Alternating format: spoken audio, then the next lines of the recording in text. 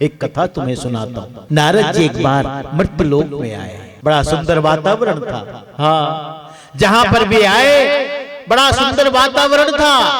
दूर से दिखाई पड़े एक वृद्ध सन्यासी का आश्रम, कुटिया, आश्रम नहीं कुटिया, झोपड़ी। दूर से देखा उसने, अरे ये तो नारद जी दिखाई पड़े और मेरी कुटिया की तरफ भी आ रहे हैं।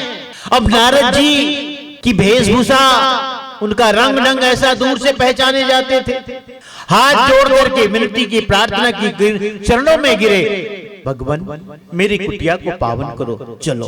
नारद जी तो जा ही गए, कहे चलो। रास्ते में पड़ती थी उसकी कुटिया। गया वृद्ध उस सन्यासी ने खूब अच्छी तरह उसका सत्कार किया, सुंदर पवित्र आसन में बिठाया, पानी पूछा, जलपान पूछा, खातिरदारी की, आने का प्रयोजन पूछा, आने पर अपने भाग्य को सराहा। मेरे कितना बड़ा सौभाग्य, आज मेरे घर आप पधारे, दर्शन दिए, सब तरह की बातें हुई। और उसने फिर जाने का समय आया तो नारद जी से उस वृद्ध सन्यासी ने कहा, एक मेरी विनती, एक मेरी प्रार्थना।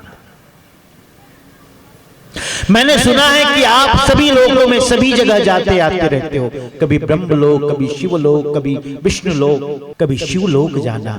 तो मेरी एक बात भगवान शंकर से, भोलेनाथ से पूछ लेना। नारद ने कहा, क्या पूछना है, क्या बात है, क्या पूछना है, बताओ। वृद्ध सन्यासी ने हाथ जोड़कर आंखें बंद करके कहा, भगवान मैं जन्म से लेकर के बालापन से लेकर अब तक मैंने भगवान भोलेनाथ शंकर की भक्ति की है। मेरे मन में बस एक ही शंका है कि मेरी मुक्ति कब होगी। एक जिज्ञासा है, एक जानने की इच्छा है कि मेरी मुक्ति कब होगी। मैं बालापन से उनकी भक्ति। नारद ने कहा, ठीक है, कभी जाएंगे तो पूछ लेंगे। फिर आगे बढ़े, कुछ दूर के बाद में देखा एक और कुटिया है, और उस कुटिया में एक युवा सन्यासी है। और वह युवा सन्यासी एक पीपल के पेड़ के नीचे, पीपल का पेड़ बहुत बड़ा नहीं, छोटा, एक पीपल के पेड़ के नीचे नाच रहा है, गा रहा है, भजन कर रहा है, कीर्तन कर रहा है, मस्त है, भजन में लवलीन है, तल्लीन है। नारद जी पास में गए, लेकिन ध्यान नहीं बटा, वो अपने भजन में ही लगा रहा। थोड़ी देर खड़े होकर के नारद जी उसकी लवलीनता, तल्लीनता को देखकर बड़े मंत्र मुग्ध हुए, बड़े प्रसन्न हुए, खुश हुए। वाह, क्या भक्ति है, क्या समर्पण है, भक्ति तो ऐसी। देख रहे, अचानक उस युवा सन्यासी की नजर पड़ी, दौड़े दौड़े गए, चरणों में गिर पड़े। कब से आप पधारे हो, मुझसे धृष्टता हो गई, आप कब से मेरी कुटिया के सामने खड़े हो और मैं आपको देख न सका। आपने कष्ट किया, इतनी देर आपको मैंने खड़ा किया, धृष्टता हुई, क्षमा करना।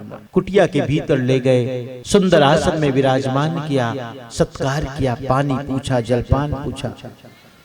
लेकिन मस्त है, एकदम मस्त, कोई उतावलापन नहीं, कोई तत्परता नहीं, एकदम जैसे कोई भोजन करने के बाद हम तृप्त हो जाते हैं, संतृप्त हो जाते हैं, संतुष्ट हो जाते हैं, ऐसे नारद जी तो बस उसे देखते ही रह गए। एक वृद्ध सन्यासी हो जिसके मन में उतावलापन कि मेरी मुक्ति कब होगी, और इसको देखो, कोई ऐसी कोई बात नहीं। थोड़ी देर के बाद नारद जी स्वयं पूछे, तुम्हें कुछ पूछना है?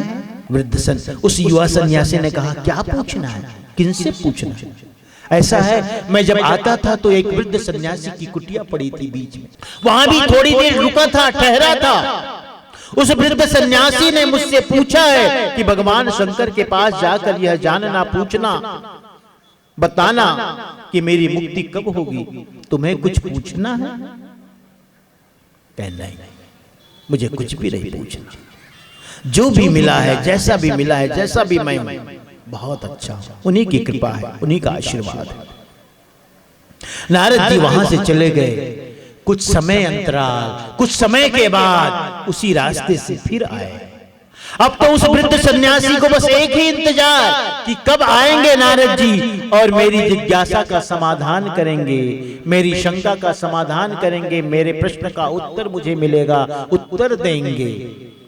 देखा आज आते हुए, मन गदगद हुआ, प्रसन्न हुआ, दौड़े दौड़े गए, लिवा लाए, सब तरह से आओ भगत करने के बाद फिर वही बात, भगवान क्या कहा, मेरे भोलेनाथ ने क्या कहा, मैंने कहा था आपसे कि मेरे बारे में पूछना कि मेरी मुक्ति कब होगी, आपने पूछा।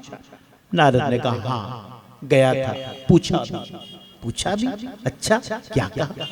नारद ने कहा ये जब मैंने भगवान भोलेनाथ से तुम्हारी मुक्ति के विषय में पूछा तो भगवान ने कहा कि उस वृद्ध सन्यासी की मुक्ति अभी तो नहीं होगी, उसकी मुक्ति अभी तो नहीं होगी, 7 जन्मों के बाद उसकी मुक्ति होगी।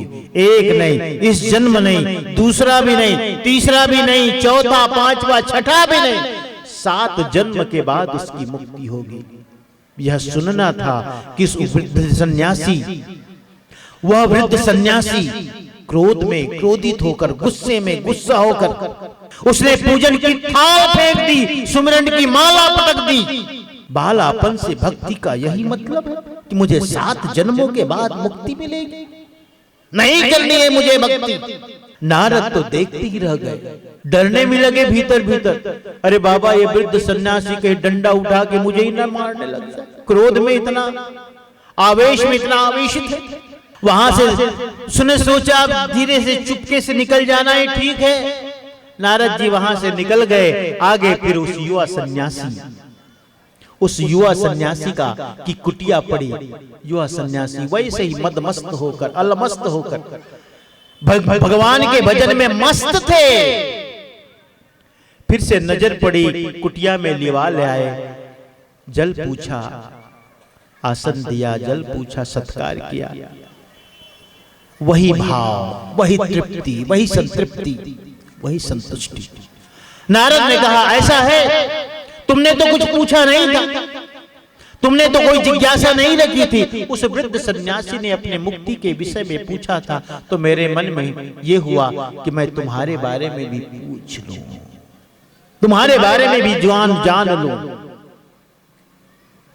लेकिन उस युवा सन्यासी ने यह नहीं कहा कि भगवान ने क्या कहा, स्वयं नारद को ही कहना पड़ा। मैंने जब तुम्हारी मुक्ति के विषय में पूछा भगवान शंकर से तो भगवान शंकर ने कहा कि वह युवा सन्यासी जिस पेड़ के नीचे वो भजन कर रहा है, उस पेड़ में जितनी शाखाएं हैं, उस पेड़ में जितनी टहनियां हैं और उस पेड़ में जितने पत्ते हैं, उसके बराबर जन्म लेने के बाद ही उसकी मुक्ति होगी। यह सुनना था कि उस युवा सन्यासी के पैरों में मानो थिरकन आ गई। वो फिर से मस्त होकर के नाचने लगा, गाने लगा। भगवान तुम्हें शत शत नमन, भगवान तुम्हें कोटिशः धन्यवाद, लख लख धन्यवाद। अरे इस जंगल में तो अनेकों पेड़ हैं, हजारों पेड़ हैं, इन हजारों पेड़ों में लाखों टहनियां हैं, शाखाएं हैं, अरबों खरबों पत्तियां हैं, तुमने एक ही पेड़ तो कहा। इस जंगल में तो हजारों पेड़ हैं, लाखों पेड़ हैं, तुमने एक ही पेड़ तो कहा। ये होती है भक्ति, ये है भक्ति। तुम अपने जीवन में इसी तरह की भक्ति करो। भक्ति का मतलब है जब तुम्हारे मन में कोई शिकायत का भाव न हो, तुम्हारे मन में कोई शिकायत का भाव न हो, कोई शिकायत का भाव न हो। अक्सर दुख आता है तो हमारे मन में शिकायत का भाव उभरता है, नहीं उभरता? क्या मतलब जी, क्या होगा ऐसा करके, कुछ मिला नहीं, दुख वही का वही है, वैसा है कि वैसा है, समस्या वही की वही है, कठिनाई परेशानी ज्यों की त्यों है। क्या होगा? पूजा करके, भक्ति करके, जल चढ़ा के, बेलपत्र चढ़ा के हमारे मन में ऐसे निराशा आती। क्या होगा सुमिरन ध्यान करके, क्या होगा चौका आरती करा के, क्या होगा साधु संतों की सेवा कर